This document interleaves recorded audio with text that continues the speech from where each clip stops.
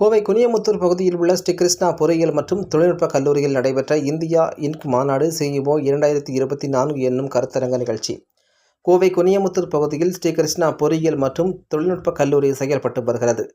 இக்கல்லூரியில் இன்று India Inc மாநாடு CEO 2024 என்னும் தலைப்பில் கருத்தரங்க நிகழ்ச்சி நடைபெற்றது.